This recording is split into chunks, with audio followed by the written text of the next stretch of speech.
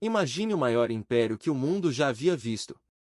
Um império que ia do mar Egeu até as fronteiras da Índia. Que governava 50 nações diferentes, falava 20 línguas, adorava dezenas de deuses, e ainda assim mantinha uma paz que durou 2 séculos. Um império que inventou os direitos humanos antes de qualquer outro povo pensar nisso. E então, desapareceu. Ou pelo menos foi isso que nos ensinaram. Porque a verdade é muito mais fascinante, e muito mais perturbadora. O Império Persa não desapareceu. Ele se transformou. E hoje, 25 séculos depois, ele continua moldando guerras, fronteiras e decisões políticas que afetam a vida de bilhões de pessoas. Esta é a história que você nunca aprendeu na escola. Para entender o que Ciro o Grande construiu, você precisa entender em que mundo ele nasceu. Era o século VI antes de Cristo. O Oriente Médio era um tabuleiro de xadrez de impérios em colapso. A Babilônia dominava a Mesopotâmia com mão de ferro. A Lídia, no que hoje é a Turquia Ocidental, acumulava riquezas inimagináveis sob o rei Creso, o homem que, segundo a lenda, era tão rico que seu nome se tornou sinônimo de fortuna. Os medos controlavam os planaltos do Irã. O Egito olhava para tudo isso com desconfiança, do alto de 3.000 anos de civilização. E no meio desse tabuleiro, havia um povo pequeno, seminômade, que vivia nos planaltos áridos do sul do que hoje chamamos de Irã. Os persas. Eles não eram os mais ricos. Não eram os mais numerosos. Não tinham os exércitos mais temidos. Mas tinham Ciro. Ciro II nasceu por volta do ano 600 a.C., na região de Pársua, hoje a província de Fars, no sul do Irã moderno. Sua origem já era envolta em lenda. Conta Heródoto, o historiador grego que nos deixou o relato mais detalhado da era persa, que o avô de Ciro, o rei Medo Astíages, teve um sonho profético em que seu neto destruiria seu reino. Aterrorizado, ele ordenou que o bebê fosse morto. O servo encarregado não teve coragem. Entregou o menino a um pastor para criá-lo longe da corte. Ciro sobreviveu. Se a lenda é verdadeira ou não, pouco importa. O que importa é o que veio a seguir. Em 550 a.C., Ciro se rebelou contra o reino dos Medos, o mesmo povo que dominava os persas. E não apenas se rebelou.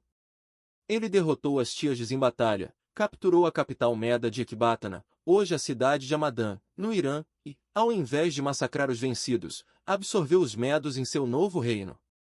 Isso muda tudo. Porque Ciro não governava como os outros conquistadores de sua época.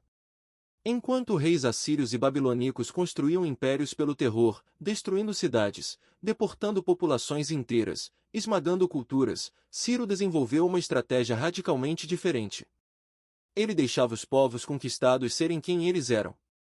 Em 547 a.C., ele marchou contra Creso da Lídia, o homem mais rico do mundo. A campanha foi fulminante. Sardes, a capital lida, caiu. E quando Creso foi capturado, esperando a execução que qualquer rei da época concederia a um rival derrotado, Ciro fez algo impensável. Ele o poupou. Segundo algumas fontes, chegou a fazê-lo conselheiro. Mas foi no ano 539 a.C. que Ciro cometeu o ato que mudaria a história humana para sempre. Ele tomou a Babilônia. A Babilônia de 539 a.C. era talvez a maior cidade do mundo conhecido. Suas muralhas tinham mais de 20 metros de altura. O templo de Marduk dominava o horizonte. E em seus calabouços e campos de trabalho, havia dezenas de milhares de escravos e deportados, incluindo judeus, levados cativos por Nabucodonosor décadas antes. O rei babilônico Nabonido era impopular. Tinha se afastado dos sacerdotes de Marduk, o deus principal da cidade, em favor de outros cultos. O povo estava insatisfeito.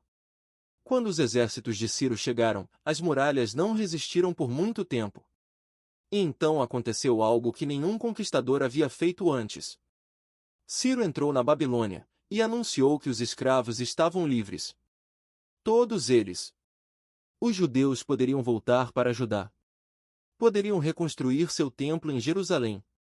Cada povo deportado poderia retornar à sua terra, levar de volta suas estátuas de deuses, restabelecer seus cultos. Isso foi registrado em um objeto que hoje está no Museu Britânico, em Londres. Um cilindro de argila de apenas 23 centímetros de comprimento, coberto de escrita cuneiforme. O cilindro de Ciro. Alguns historiadores o chamam de primeiro documento de direitos humanos da história. Outros discutem essa classificação, argumentando que era antes um texto de propaganda real, uma forma de Ciro legitimar sua conquista perante os babilônios.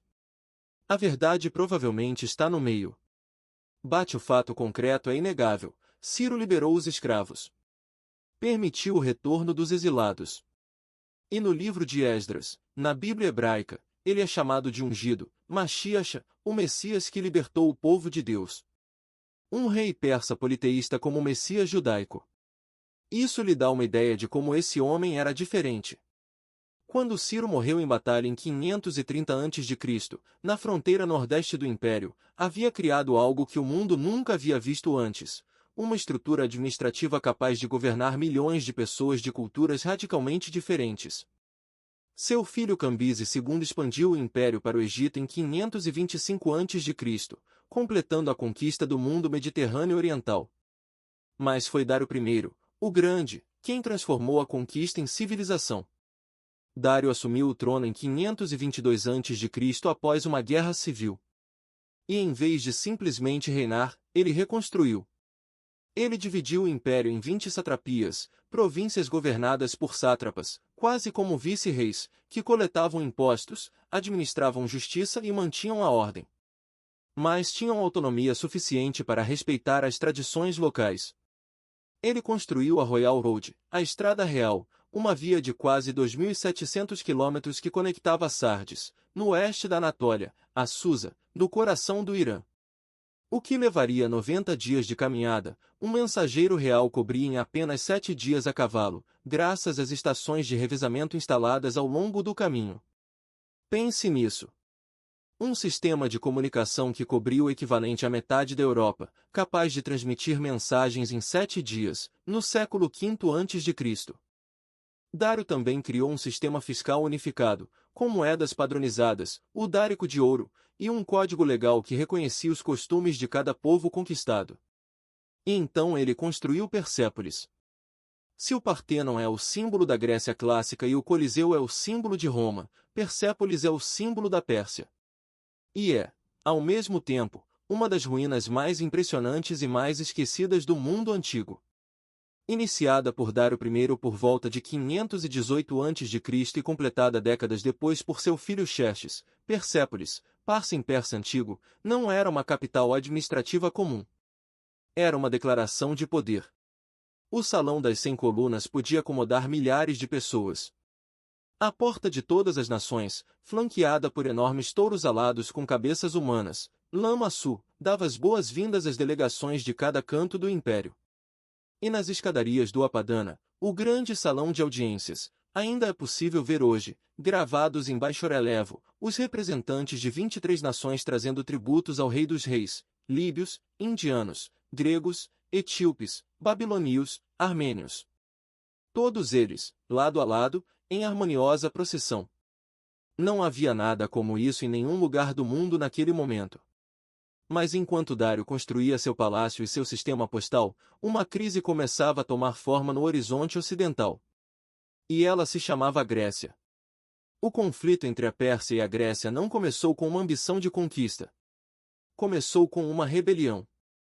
Em 499 a.C., as cidades gregas da Anatólia, as chamadas cidades jonias, que estavam sob domínio persa, se rebelaram.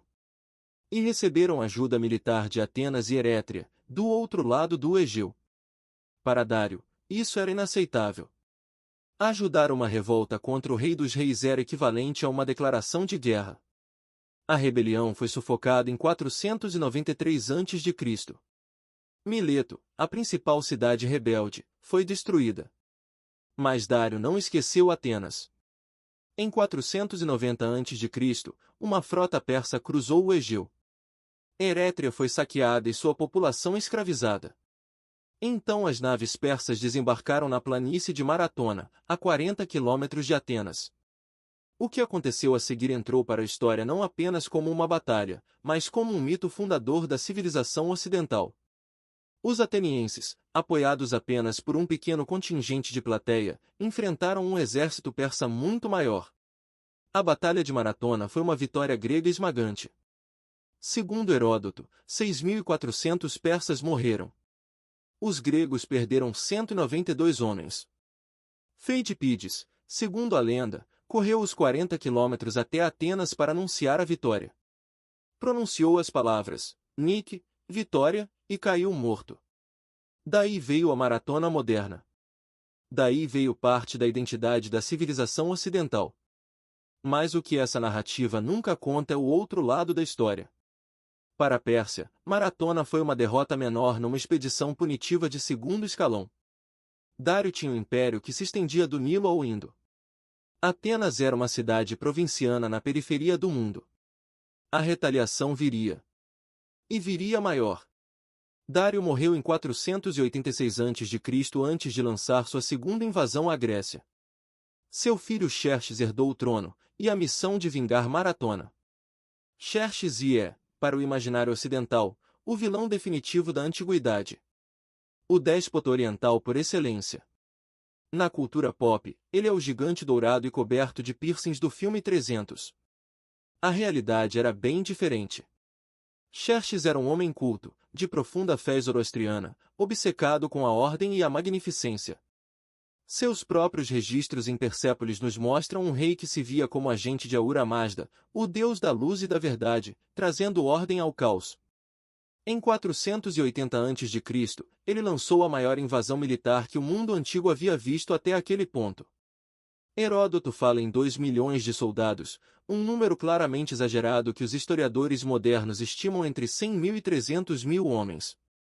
Ainda assim, era um exército colossal. Para cruzar o Helesponto, o estreito que separa a Ásia da Europa, hoje chamado de Dardanelos, Xerxes ordenou a construção de 2 pontes de barcos. Quando uma tempestade as destruiu, segundo Heródoto, ele ordenou que o mar fosse açoitado com correntes como punição. Essa imagem, o rei açoitando o oceano, se tornou símbolo do despotismo arrogante para os gregos. Para um persa, era simplesmente a reafirmação da autoridade real sobre a natureza. A diferença de perspectiva diz tudo sobre como os dois mundos se viam. A invasão persa avançou pelo norte da Grécia como uma avalanche. Cidades capitulavam ou eram destruídas. E então chegou as Termópilas.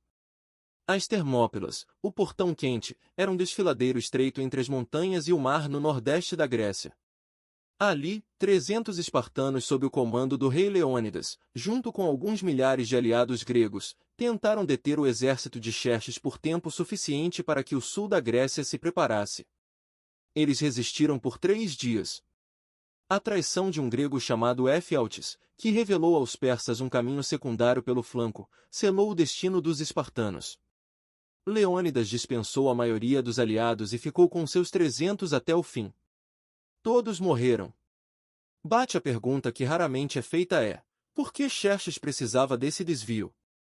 Por que um exército de centenas de milhares não conseguia simplesmente esmagar 300 homens de frente? A resposta é topografia. As Termópilas eliminavam a vantagem numérica persa. E isso nos diz algo fascinante sobre a estratégia de Leônidas. Ele não estava tentando vencer. Estava tentando comprar tempo. Atenas foi evacuada e depois tomada e incendiada pelos persas. Mas então veio Salamina. No Estreito de Salamina, em setembro de 480 a.C., a frota ateniense, mais ágil, mais manobrável nas águas estreitas, destruiu a frota persa. Xerxes assistiu à batalha de um trono instalado num promontório. E viu seus planos afundarem literalmente diante de seus olhos. Em 479 a.C., após a derrota terrestre de Plateia, os persas se retiraram da Grécia para nunca mais voltar em força. A Grécia havia sobrevivido. E daí nasceu uma narrativa que dura até hoje, o confronto entre a democracia ocidental e o despotismo oriental. Entre a liberdade e a tirania. Entre nós e eles. Mas essa narrativa é perigosa, porque é apenas metade da história. A Pérsia continuou existindo por outros 150 anos após Salamina. Seu império continuou sendo o maior do mundo. Suas cidades continuaram produzindo filosofia, arte, astronomia, medicina. A Guerra Greco-Persa foi, da perspectiva persa, um episódio periférico numa história muito maior. O grande fim viria de outro lugar completamente. Entre as guerras com a Grécia e a chegada de Alexandre, a história da Pérsia é uma sequência de tragédias palatinas que fariam inveja a qualquer roteirista de série dramática. Xerxes foi assassinado em 465 a.C. por um conspirador da sua própria corte. Seu filho Artaxerxes ia assumir o trono depois de ordenar a execução do assassino, e possivelmente do próprio irmão que poderia rivalizar com ele. Artaxerxes governou por 4 décadas, e paradoxalmente, foi um dos reis mais bem-sucedidos da dinastia Aquemênida. Foi durante seu reinado que foi firmada a Paz de Calhas com a Grécia, encerrando formalmente as guerras. Foi ele que apoiou a reconstrução de Jerusalém e permitiu que Neemias e Esdras retornassem à Judéia. Mas quando morreu, em 424 a.C., o trono se tornou uma arena de carnificina. 3 reis em menos de um ano. Golpes de palácio. Envenenamentos. Irmãos matando irmãos. Artaxerxes II sobreviveu a uma rebelião liderada pelo próprio irmão, Ciro o Jovem, que recrutou um exército de 10.000 mercenários gregos, os chamados 10.000 de Xenofonte, para tomar o trono. A Batalha de Cunaxa, em 401 a.C., terminou com a morte de Ciro o Jovem. Os mercenários gregos tiveram que recuar 1.500 quilômetros pelo território inimigo até chegar ao Mar Negro, uma odisseia registrada por Xenofonte na Anábase, um dos textos mais fascinantes da literatura clássica. E foi essa aventura, esses 10.000 gregos atravessando o coração do Império Persa e saindo vivos, que plantou uma semente perigosa nas mentes de uma geração de gregos. A semente da ideia de que o Império Persa podia ser derrotado. Um jovem macedônio prestou muita atenção. Alexandre III da Macedônia, a quem a história chamaria de Alexandre o Grande, tinha 20 anos quando seu pai Filipe II foi assassinado em 336 a.C. Era filho de uma mãe obcecada com os mistérios de Dionísio e de um pai que havia unificado a Grécia pela força. Havia sido educado por Aristóteles. Havia crescido lendo a Ilíada à noite com uma adaga ao lado, segundo seu biógrafo Plutarco. Em 334 a.C., ele cruzou o Helesponto com um exército de cerca de 40.000 homens. Era uma força menor do que a de Xerxes. Mas era uma máquina de guerra diferente de tudo que a Pérsia havia enfrentado. A falange macedônica, linhas densas de soldados com lanças de 6 metros, as sarissas, era praticamente invencível no campo aberto. A cavalaria pesada dos companheiros, liderada pelo próprio Alexandre, executava ataques fulminantes nos flancos. E Alexandre tinha algo que nenhum general persa podia comprar, a vontade de morrer na frente de seus homens. A primeira grande batalha foi no rio Granico, na Anatólia. Os persas perderam. Alexandre varreu o litoral da Anatólia, libertando as cidades gregas. Então veio isso, em 333 a.C. O rei persa Dário III estava presente em pessoa com um exército vastamente maior. Os persas foram derrotados de forma esmagante. A família de Dário foi capturada, sua mãe, sua esposa, suas filhas. Alexandre as tratou com respeito total. Isso não era um ato de generosidade aleatória. Era política calculada. Alexandre não queria apenas destruir a Pérsia. Ele queria se tornar persa. Em 332, ele tomou o Egito, onde foi saudado como libertador e declarado filho do deus Amon pelos sacerdotes egípcios. Em 331, a Batalha de Gaugamela, no que hoje é o norte do Iraque, foi o fim. Dário III fugiu do campo de batalha. Persépolis caiu.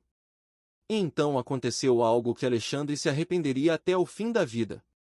Persépolis foi incendiada. Segundo algumas fontes, foi um ato deliberado de vingança pela destruição de Atenas 150 anos antes. Segundo outras, foi um acidente num banquete regado a vinho, instigado por uma cortesã ateniense chamada Thaís. O que sabemos é que o palácio de Dário, o salão de Xerxes, os baixos relevos de Persépolis, tudo ardeu. Alexandre perseguiu Dário III pelo interior do Irã. Mas o rei dos reis foi assassinado por seus próprios nobres, liderados pelo sátrapa Besso, antes de ser capturado. A dinastia Aquemênida, a linhagem de Ciro, Dário e Xerxes, havia chegado ao fim. Em 330 a.C., 220 anos após a tomada da Babilônia por Ciro, o primeiro império persa havia deixado de existir. Mas a história não termina aí. Porque o que acontece a seguir é ainda mais fascinante.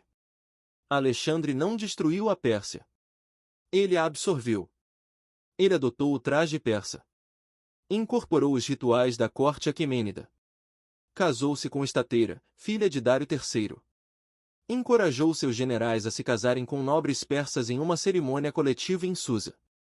Ele tentou introduzir a prosquinesis, a reverência profunda diante do rei, costume persa, para seus generais macedônios. Eles se recusaram. Alexandre não estava apenas conquistando a Pérsia. Ele estava tentando se tornar o sucessor legítimo dos Aquemênidas. Queria ser Ciro e Alexandre ao mesmo tempo.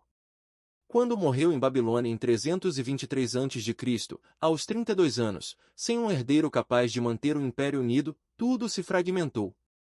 Seus generais, os diádocos, dividiram o mundo entre si em décadas de guerras sangrentas. O que havia sido a Pérsia se tornou o reino Seleucida, governado por gregos macedônicos, mas gradualmente absorvendo a cultura persa. A Pérsia havia sido conquistada. Mas a cultura persa havia conquistado seus conquistadores.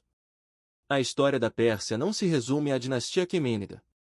Porque por volta de 247 a.C., um povo iraniano das estepes, os partos, da região que hoje é o nordeste do Irã, começou a reconquistar os territórios perdidos.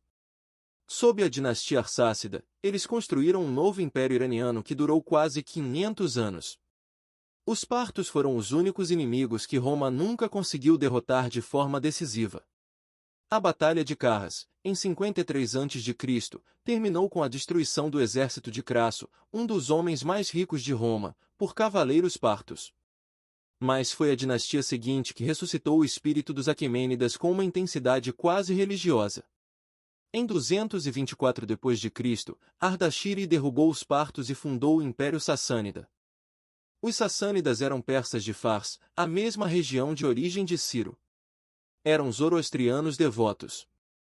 E tinham uma missão declarada: restaurar a glória do Império Aquemênida. Por mais de 400 anos, o Império Sassânida foi a maior potência do Oriente Médio e da Ásia Central. Em seus picos, controlava o que hoje são o Irã, o Iraque, o Afeganistão, parte do Paquistão, a Armênia, o Azerbaijão, a Síria e o Iêmen. Travaram guerras épicas contra Roma e depois contra Bizâncio, guerras que duraram séculos e sangraram os dois lados até o esgotamento.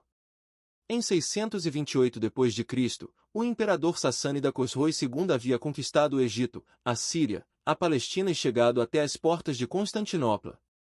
Parecia o apogeu do poder iraniano. 18 anos depois, o Império Sassânida havia deixado de existir. A conquista árabe-islâmica, iniciada após a morte do profeta Maomé, varreu a Pérsia sassânida com uma velocidade que ainda espanta historiadores. A Batalha de Nahvan, em 642 d.C., é chamada pelos árabes de Fath al-Futuh, a vitória das vitórias. O último rei sassânida, Yazdegerd III, fugiu para o nordeste e foi assassinado por um moleiro. A Pérsia havia caído pela segunda vez.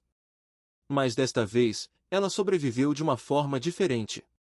O que aconteceu nos séculos seguintes à conquista árabe é uma das histórias mais extraordinárias de sobrevivência cultural da história humana. Os persas se converteram ao Islã. Mas não desapareceram. Ao contrário, eles dominaram o Islã de dentro. A burocracia do Califado Abássida, com capital em Bagdá, fundada em 762 e construída por engenheiros persas, era esmagadoramente iraniana.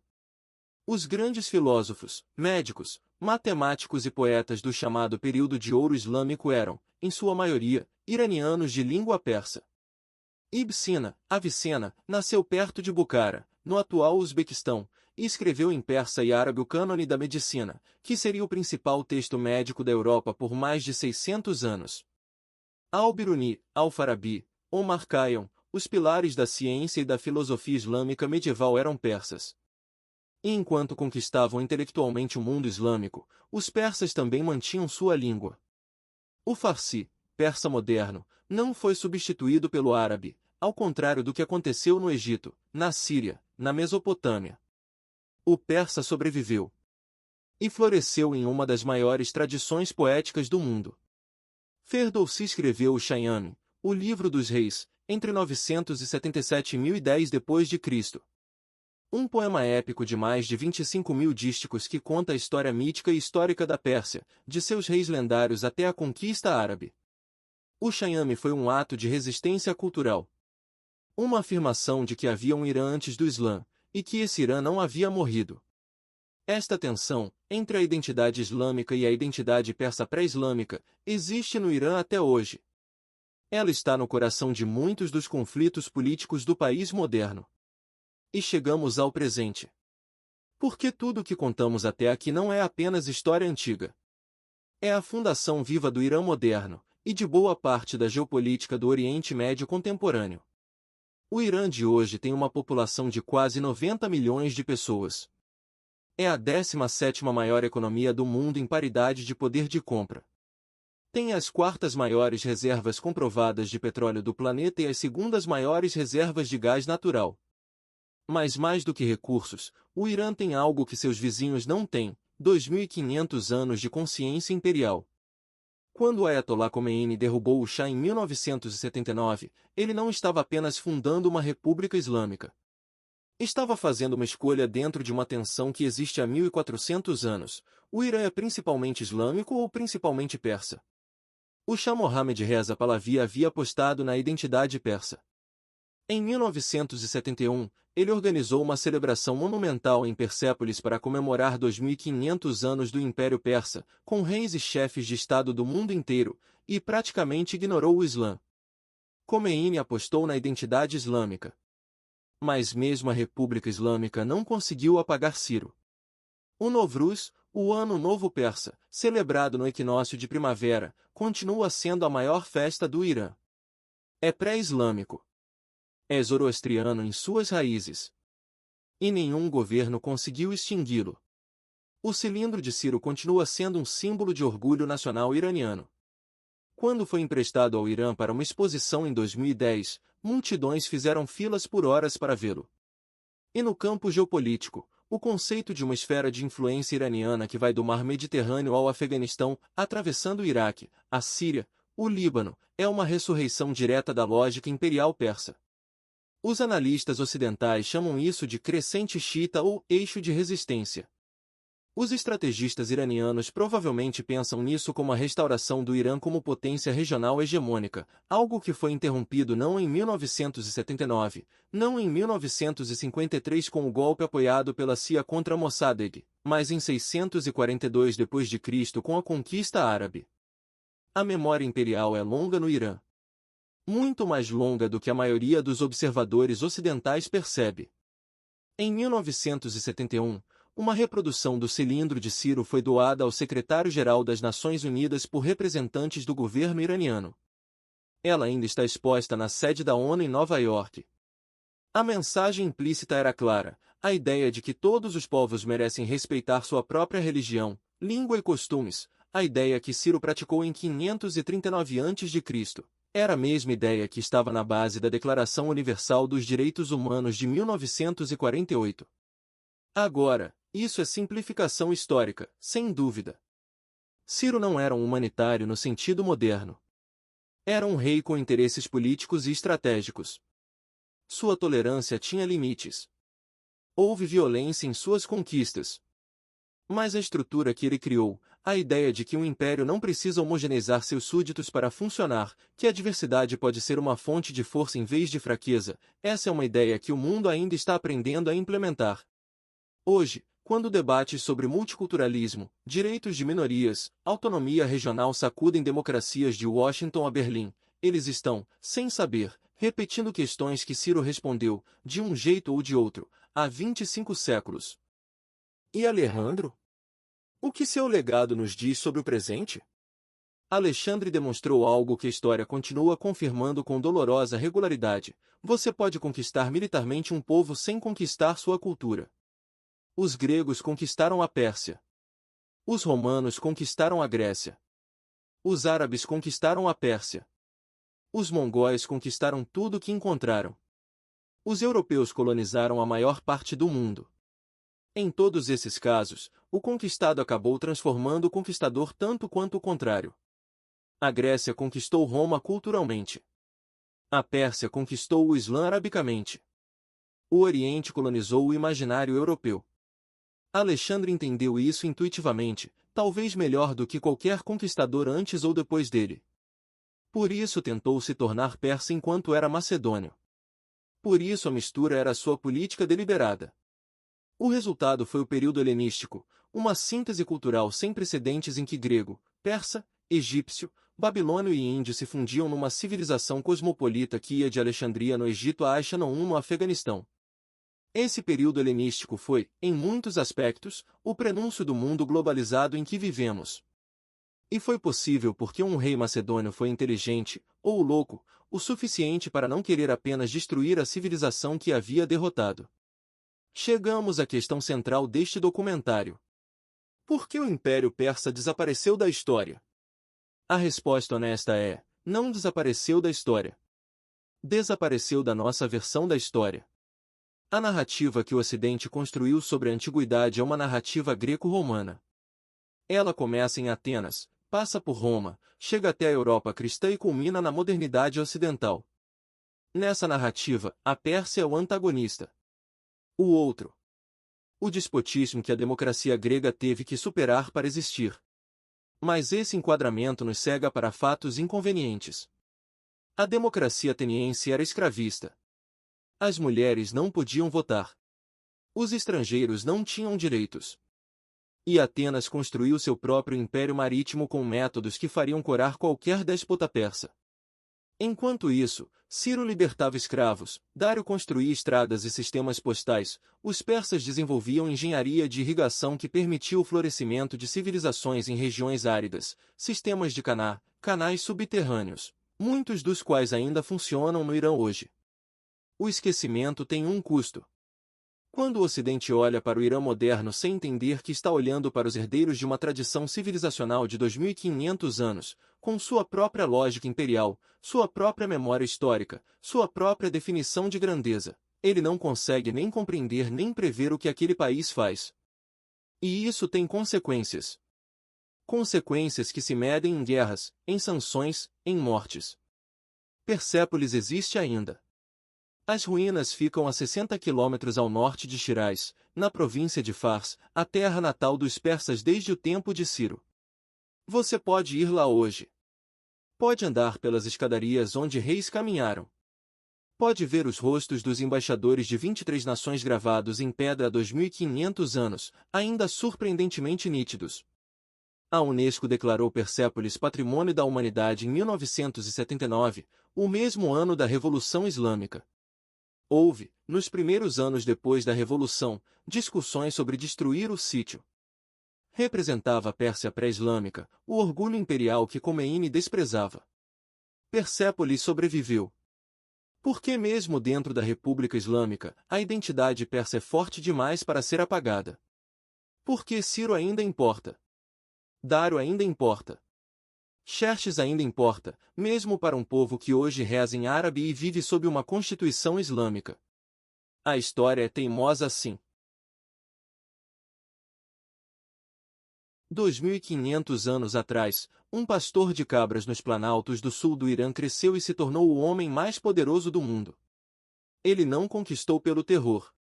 Conquistou pela ideia de que diferentes povos podem viver juntos, desde que o poder central seja forte o suficiente para garantir a ordem, mas sábio o suficiente para não exigir uniformidade. Essa ideia foi testada por Alexandre, que a admirou tanto que tentou roubá-la. Foi testada pelos partos e pelos sassânidas, que a ressuscitaram. Foi testada pelos árabes, que a absorveram sem perceber. Foi testada pelos mongóis, que destruíram tudo mas não conseguiram destruir isso. Fim.